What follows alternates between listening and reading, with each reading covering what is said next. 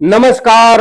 स्वागत है आप सभी का आपकी अपनी चैनल भारत की बात गौतम के साथ में। दोस्तों, आज के दिन आज के एपिसोड में हम आपसे चर्चा करेंगे हमारी उपज लहसुन की आने वाले नए वर्ष में बाजार स्थिति कैसी रह सकती है, उसी मुद्दे पर। अब जब आज हम उस मुद्दे पर चर्चा करते हैं तो आज का जो दिन विशेष है वो दिन विशेष यानी कि दीपावली का आज का दिन है। और ये दीपावली का जो दिन है, ये पर्व है, ये पर्व हमारे पूरे देश के सभी पर्वों में सबसे बड़ा पर्व माना जाता है, यानी कि ये पर्व का राजा है, पर्व का महाराजा है। तो आज के दीपावली के दिन आप सभी दर्शक मित्र, चाहे वह किसान हो, व्यापारी हो और हमारा कोई भी दर्शक समुदाय हो, सभी को दीपावली की शुभकामनाएं। साथ साथ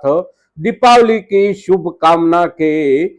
सबसे अच्छे स्वरूप यानी कि एक दूसरे को जब हम राम राम बोलते हैं तो ये सबसे अच्छा स्वरूप है हमारी एक दूसरे की और शुभकामनाओं की लेन देन का। तो आप सभी को जय श्री राम और जय श्री सिया राम। अब आज का दिन दिनांक देखें तो आज का दिनांक है 20 अक्टूबर 2025 और वार है सोमवार। आज के दिन बाजार कहीं पर काम पर नहीं है। सभी बाजारों में, सभी कृषि उपज मंडियों में अवकाश चल रहा है, दीपावली के पर्व का अवकाश। और ये जो अवकाश है वो अवकाश शुरू हो गया है ज्यादातर बाजारों में पिछले शनिवार से। तो शनिवार से लेकर आज तक बाजार की स्थिति क्या है, खास करके कृषि उपज मंडियों की स्थिति क्या है, भावों को लेकर, आवकों को लेकर, तो उसके ऊपर तो कोई चर्चा आज के हिसाब से नहीं हो सकती। किंतु पिछला सप्ताह जो बीता वो सप्ताह के दौरान हमारे लहसुन के बाजार भाव, साथ साथ आने वाला जो सप्ताह है यानी कि आने वाला नया वर्ष का जो पहला सप्ताह शुरू होगा वो शुरू होगा 27 अक्टूबर सोमवार से अपने अच्छे ढंग से। उससे पहले 24 तारीख के दिन कहीं पर बाजार चलेगा, तो कहीं पर बोला जाता है कि 25 तारीख शनिवार को भी बाजार चलेगा। किंतु वो जो 1 या 2 दिन बाजार कहीं पर चलेगा तो वो चलेगा केवल प्रतीकात्मक रूप से, अच्छे से, यानी कि जो ढंग से बाजार चलेगा वो चलेगा 27 अक्टूबर सोमवार, यानी कि अगले सोमवार से नया विक्रम संवत का वर्ष 2082। और पहले सप्ताह से बाजार की स्थिति क्या रहेगी, लहसुन के भावों की स्थिति क्या रहेगी, ये हमारे सभी किसान भाई, साथ साथ हमारे सभी व्यापारी भाइयों के लिए भी एक सवाल होता है। और ये सवाल हमारे बीच में अवश्य चर्चा के साथ चलता रहना चाहिए और उसका उत्तर भी हमारे सभी के सामने अवश्य आना चाहिए। तो आने वाले समय में यानी कि आने वाले नए वर्ष में स्थिति कैसी रह सकती है, उसके आधार में सबसे बड़ा आधार कोई होता है तो वो होता है पिछला जो समय बीता हुआ होता है किसी भी चीज का, वो सबसे बड़ा आधार होता है। तो हमारी लहसुन की बाजार भाव की स्थिति और हमारी ओर से किसान भाइयों की ओर से बाजार में लहसुन की जो आवकें बनी रही थी, औसतन आवकें, वो आवकों की ओर देखे और पिछले वाला एक पूरा महीना भर का भाव, बाजार भाव और स्थिति को देखे तो बाजार में कहीं पर कुछ गिनी चुनी जगह पर और 1 दिन 2 दिन या 3 दिन के लिए, और वो भी कुछ वर्ग में ज्यादातर आवकें बढ़ जाने की वजह से भावों में कमी या कटौती आई हो, और हमने देखी हो तो वो भी ज्यादा नहीं आई है, ज्यादा नहीं देखी गई है, और फिर उसमें भी सुधार बन गया है। जब आवकें अपने हिसाब से कुछ कम हो गई तो उसमें भी उसी वर्ग के भावों में भी सुधार बना। यानी कि पिछला पूरा महीना देखे, औसत रूप से देखे तो भावों में, लहसुन के भावों में कमी कटौती नहीं है, सुधार बना है। खास करके जो अच्छे से अच्छी क्वालिटी है हमारी और फिर जो बीच वाला माल है उसमें भी बाजार में सुधार अवश्य बना है। और उसी सुधार के आधार पर ही आने वाले समय में यानी कि नया वर्ष जो विक्रम संवत का शुरू होगा, उसी विक्रम संवत में इसी आधार पर बाजार में एक रंगत अवश्य बनी रहेगी। ये जो आधार है, ये आधार अपना कुछ स्वरूप दिखाई देता है, और जो स्वरूप दिखाई देता है वो स्वरूप में से सबसे बड़ा और असरकारक स्वरूप जो है वो है हमारे किसान भाइयों में किसी भी किसान भाई के पास किसी भी वर्ग की लहसुन अगर संग्रहित है तो किसी भी किसान भाई के मन में ज्यादा चिंता नहीं है और घबराहट का तो कहीं पर भी माहौल नहीं है। जैसे किसान भाइयों में घबराहट का माहौल नहीं है, ठीक वैसे ही हमारे व्यापारी भाई जो है वो व्यापारी भाइयों में भी कहीं पर घबराहट का माहौल पिछले महीने के दौरान नहीं था।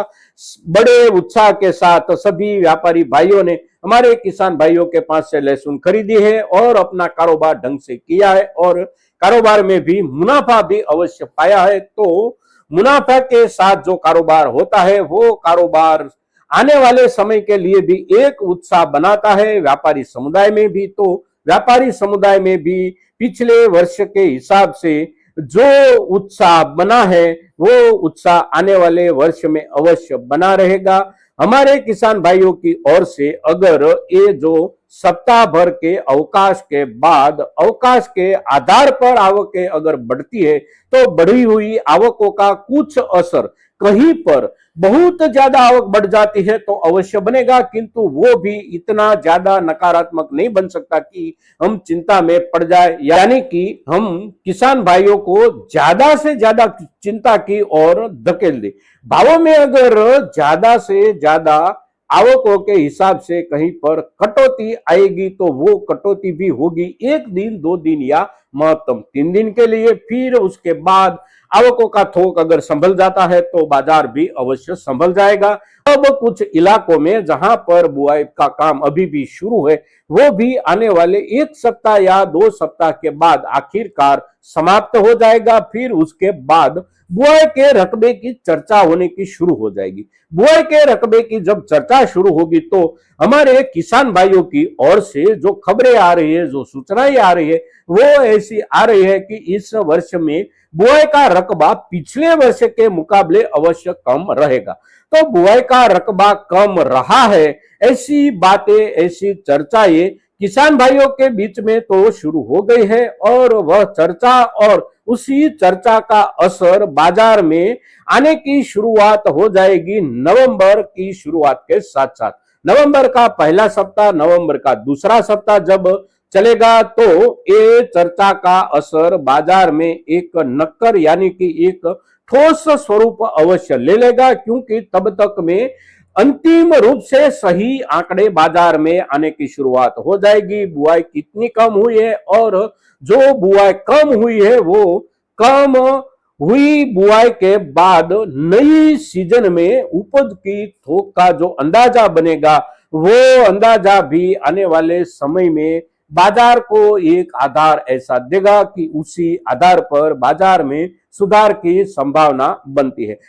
अब भावों में मजबूती और मजबूती के साथ साथ सुधार की संभावनाओं के माहौल की जब हम बात करते हैं तो ये माहौल के हिसाब से सुधार कहां तक जा सकता है, तो सुधार अच्छे से अच्छी यानी कि सुपर बेस्ट क्वालिटी जो हमारे किसान भाई 14,000 14,500 रुपया या 15,000 रुपये तक प्रति क्विंटल बेच रहे हैं वह क्वालिटी में सुधार की संभावना बाजार के हिसाब से जो संभावना दिखाई देती है वो संभावना अवश्य दिखाई देती है। 2,000 रुपये या 2,000 रुपये से भी आगे सुधार जा सकता है। फिर उसके पीछे वाला जो भी क्रम है सभी क्रम में उसी हिसाब से ही सुधार बना रहेगा। कुछ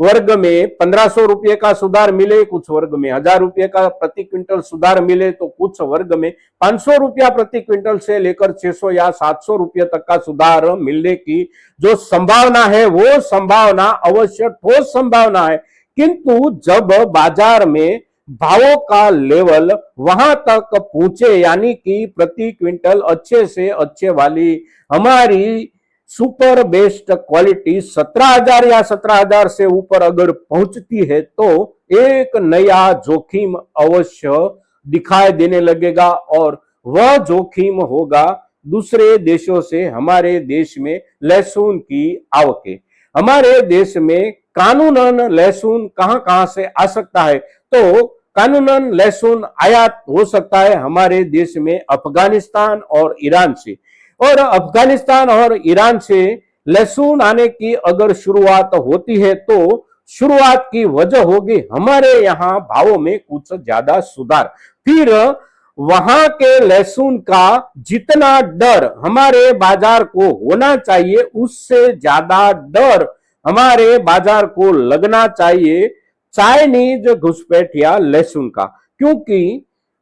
ईरान से लहसुन आता हो, अफगानिस्तान से लहसुन आता हो, तो वहां से आने वाले लहसुन का थोक इतना ज्यादा नहीं हो सकता जितना ज्यादा घुसपैठ या लहसुन आ सकता है चाइना से। और चाइना से जो लहसुन आ सकता है वो लहसुन हमारे देश में संपूर्ण रूप से प्रतिबंधित है। फिर भी हमारे देश की जो जमीनी सरहद है, जमीनी सीमा जो है, अरुणाचल प्रदेश से लेकर हमारे नेपाल तक, तो ये सभी जमीनी सीमाओं को लांघ करके, जमीनी सीमाओं को गैर कानूनी रूप से पार करके चाइना के कुछ व्यापारी समुदाय हमारे देश में घुसपैठ या लहसुन बाजार तक पहुंचा देते हैं। और वहां से जो थोक आता है वो थोक बहुत ज्यादा आता है, तो उसका असर हमारे बाजार में पड़ सकता है। तो आने वाले समय में हमारे लहसुन के भावों में सुधार बनने की शुरुआत के बाद सुधार अगर कुछ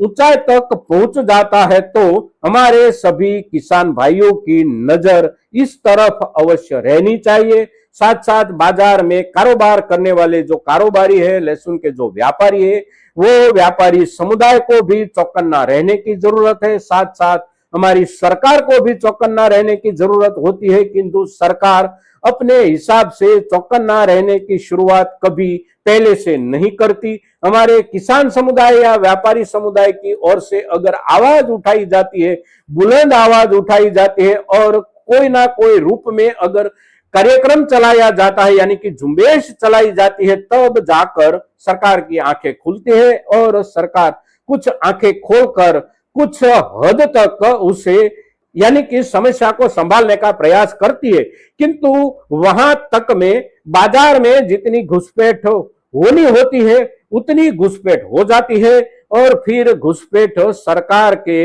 एक्शन के बाद भी कुछ रूप से तो अवश्य चलती रहती है। तो वो चलती रहती घुसपैठ और कानूनन आने वाला ईरान या अफगानिस्तान की ओर से लहसुन हमारे बाजार पर अवश्य असर कर सकता है, किंतु वो जो असर करेगा वो असर हमारे किसान भाइयों की ओर से अवश्य निरस्त किया जा सकता है, व्यापारी समुदाय की ओर से भी निरस्त किया जाता है। और निरस्त करने के लिए हमारे दोनों समुदाय में एक जागरूकता अवश्य बनी रहे और ये जागरूकता समय पर बने और समय पर हम स्थिति को संभाल पाने में सफल हो। साथ साथ नए वर्ष में लहसुन के बाजार भाव की अच्छी स्थिति वाली अच्छी खबर का ये जो हमारा कार्यक्रम, ये जो हमारा एपिसोड आप ज्यादा से ज्यादा किसान भाइयों तक अवश्य पहुंचाएंगे, ऐसी अपेक्षा के साथ आज के दिन लहसुन के ऊपर इतना ही। जय हिंद, जय भारत।